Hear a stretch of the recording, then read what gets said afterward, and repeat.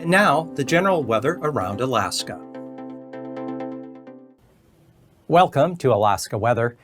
I'm meteorologist Peter Chan, coming to you from the National Weather Service on this Friday, August 18, 2023. And if you'd like additional weather information on top of what I provide in this broadcast, you can go to weather.gov. That is the National Weather Service's online presence. You point and click anywhere on this map of the continental U.S. or Alaska, Hawaii to the lower left, and the territories listed here, these little tabs. It'll bring you the forecast for a local area plus any relevant watches, warnings, or advisories. And this map this Friday afternoon is lit up like Christmas. We have here in the nation's midsection still air quality alerts because of forest fire smoke from Canada and Minnesota, Wisconsin, excessive heat watches and warnings, heat advisories for much of the midsection, including the St. Louis area down through Texas, where air temperatures are going to be at or above 100 degrees with heat indices combining humidity in those temperatures, feeling like 110. To the west, fire danger very high in the northern Rockies, Pacific Northwest, red flag warnings. And then to the south, flood watches covering Nevada, Southern California, western Arizona, in anticipation of the remnants of Hurricane Hillary. There is a tropical storm watch for Hurricane Hillary for Southern California that includes the San Diego and LA areas. We have a hurricane that has located this afternoon off the Mexican coast, and it is a major hurricane that will head northward. As it heads north, it will weaken and could make landfall as still a hurricane here along the Baja Peninsula, but as it crosses Southern California as a tropical storm, the most significant thing about this feature as it impacts the southwest U.S. is that heavy rainfall. Areas of Southern California, Southern Nevada could see as much rain as they typically receive in 1 year in just 1 day. And rainfall forecasts range anywhere on the order of 2 to as much as 6 inches of rain. Heaviest rain would fall in some of the mountainous areas because you have that southerly movement of the moisture running up against the southward facing slope. So that's where you get the heaviest rain. But if you have people that live in this area, they may experience flood warnings. So that's something to be paying attention toward. It's just kind of a heads up. We have a lot of friends and family in this region of the country, plus a lot of people from Alaska travel to Vegas and Southern California, especially to get away from the winter weather. Heavier rainfall and cooler temperatures along the Brooks Range and North Slope now through early next week. Some areas could pick up as much as 2 to 4 inches of rain through Monday. That would definitely end the fire season there. Elevated surf is possible along the west coast this weekend. We combine southwesterly winds with the higher than normal tide due to the fact new moon was just a couple days ago, so astronomical high tide. We're expecting some areas along the coast, especially the western southern Seward Peninsula, could see the surf 1 to 3 feet above normal high tide. And then Berg Glacier in the northern end of the Gulf of Alaska, there's a dammed lake there. The Berg Glacier Dammed Lake released and continues to release water into Controller Bay. We just want to alert mariners there. If you're going into Controller Bay, just northwest there of Kayak Island, watch out for debris. There could be some floating logs or trees along with some ice, so it could pose a navigational hazard. And then those of you in the Panhandle, mainly warm and dry weather is shaping up, especially next week. A number of locations could see temperatures in the 70s for some excellent late summer weather. Well, checking the FAA webcams, here in the far west, Unalakleet, light rain and fog, 53 degrees. You're going to see waves of rain working their way through the west coast into the western interior this weekend. Pretty soggy. And then Iliamna right now enjoying mostly sunny skies, early afternoon temperatures in the 60s. Dry weather should continue there through the weekend into early next week, as well as areas along Cook Inlet. But we do anticipate a wetter pattern to take shape later next week, maybe by late Wednesday or certainly Thursday, Friday into next weekend. It's going to turn wetter there. So right now, No warnings or advisories, watches in effect, but we do have special weather statements, these areas in the lighter blue. For the Brooks Range North Slope, we expect in this area cooler temperatures and some moderate to heavy rainfall.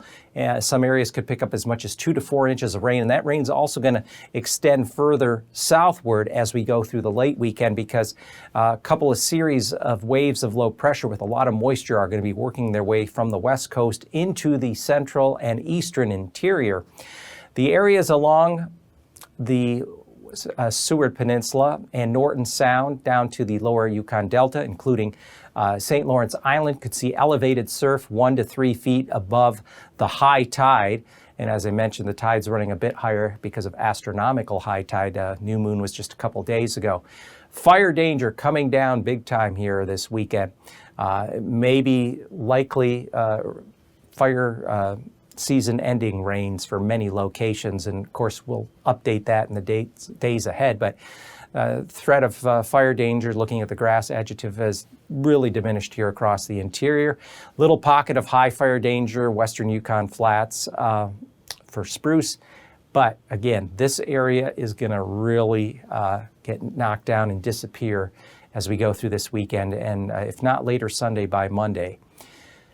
Looking at the satellite imagery, we have a weak low pressure south of Kodiak Island. This low will track northeastward up into the Gulf and weaken, but some of the moisture from it could spread some showers, especially along the outer coast here of the Panhandle, northeastern Gulf. Wouldn't be too much. That feature will weaken and drift southeastward later in the weekend. Up here to the north, we've had one cold front work its way here past the eastern Arctic coast. Another one coming in here along the northwest coast, reinforcing it. The secondary front is going to just kind of lay down here and then become stationary and lie back across the western Bering Sea. And what's going to happen are a couple of waves of low pressure are going to ride east-northeastward along this front. That's going to bring in some gustier southwest winds here, elevating the surf along the Seward Peninsula and surrounding areas of Norton Sound, especially down into the lower Yukon Delta. But those waves of rain will push their way inland and get all the way here to Fairbanks and the Elkan border by later Sunday and certainly Monday. So looking at the weather map, there's the weak low off to the south-southwest of Kodiak Island. Here's initial cold front is here. There's actually a secondary cold front coming here in along the northwest coast. And then by late tonight into early Saturday morning, we still have the low there just southeast of Kodiak Island with some rain around that. A secondary front is pushing into the northwest and then looking further back to the west. Here's that first wave of low pressure. Come Saturday afternoon, the low works its way into the Gulf and weakens, but with it there could be some rain showers brush, especially the outer areas of the Panhandle Saturday afternoon and into Sunday. This front just stalls out. Here comes wave of low pressure number one with a decent feed of moisture. Winds aloft are southwesterly. This long southwest fetch of moist air spreading around a rain into the west coast and starting to come into the western interior. And then behind me, there's yet another low that will be working its way on Sunday into the same area. So it's just going to keep more moisture pushing in through the interior. Meanwhile, it should stay fairly dry. South central areas around Cook Inlet, especially the southeast interior, should stay dry this weekend around the Copper River Basin. And milder temperatures will be there in the day, 60s to lower 70s.